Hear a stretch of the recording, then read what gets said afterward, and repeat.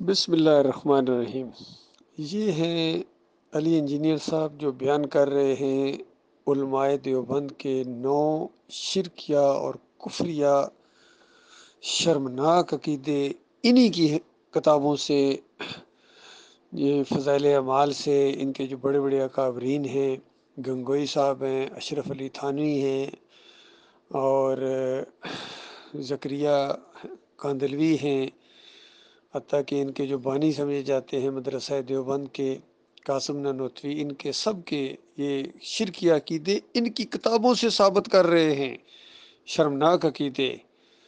اور اس کے بعد پھر اندازہ لگائیے یہ وہ علی انجینئر صاحب ہیں جو انہی کے پیچھے نمازیں پڑھتے ہیں اور انہی کو چندے دیتے ہیں، اور ان سے مکمل جو ایک بیزاری والا انداز ہے وہ اختیار نہیں کرتے۔ یہ ہے سب سے بڑا المیہ اصل میں۔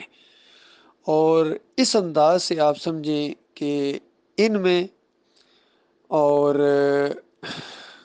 یعنی ڈاکٹر اسرار بھی، وہ بھی اسی طرح کا معاملہ کرتے رہے ہیں۔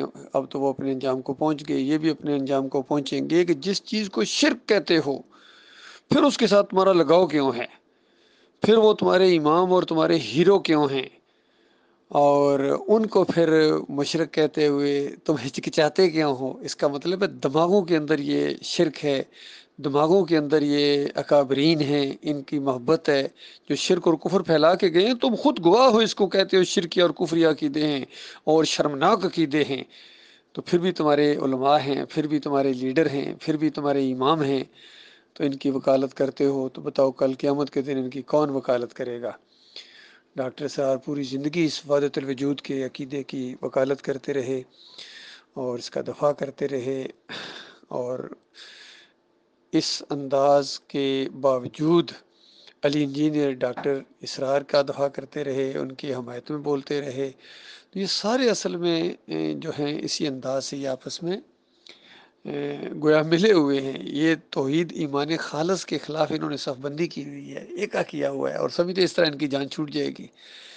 یہ اس اندھیرے میں صرف ایک شمع روشن ہوئی ہے، جنہوں نے ان کے کالے کرتوت دیکھنے کے بعد کہا کہ میں ان سے نفرت اور بیزاری کا اعلان کرتا ہوں۔